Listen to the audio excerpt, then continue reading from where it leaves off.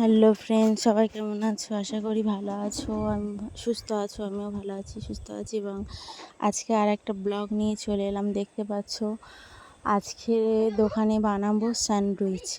তো স্যান্ডউইচ বানানোর জন্য কী কী করতে হবে, প্রথম যে রুটিগুলো আছে সেগুলো চারকোনাভাবে কেটে নেব। রুটিগুলো দেখতে পাচ্ছ কেটে লাইন করে নেওয়া হয়েছে।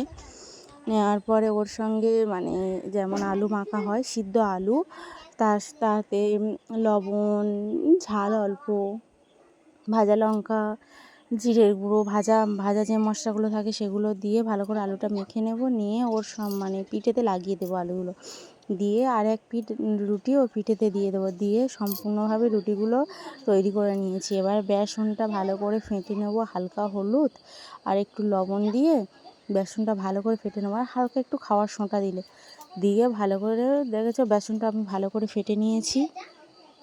ভালো করে বেসনটা ফেটে নিলে আর কি ভালো হয় জিনিসটা, আর গুলটি থাকে না, তার জন্য ভালো করে বেসনটা ফেটে নেওয়া। তো আমি বেসনটা ফেটে নিয়েছি ভালো করে। নেওয়ার পরে দেখতে পাচ্ছ আমি রুটিটা ওর মধ্যে চুবিয়ে নিচ্ছি। নেওয়ার পরে তেলে ছেড়ে দিলাম।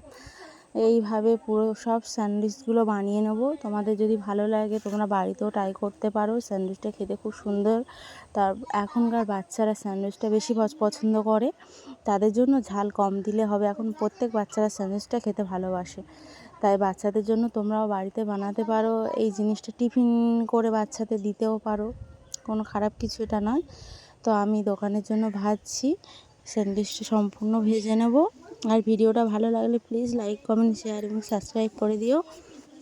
ভালোবেসে পাশে থেকো আর পুরো ভিডিওটা দেখতে থাকো, কেউ স্কিপ করবে না। কিভাবে ভাজলাম এবং দেখতে পাচ্ছি সম্পূর্ণ দেওয়া হয়েছে, আরও অনেক আছে, একেবারে তো আর দেওয়া যাবে না। তো পুরো ভিডিওটা ভাজছি, পুরো ভিডিওটা দেখে নেবে আর সঙ্গে থাকবে। পরের ভিডিও নিয়ে আবার আসছি।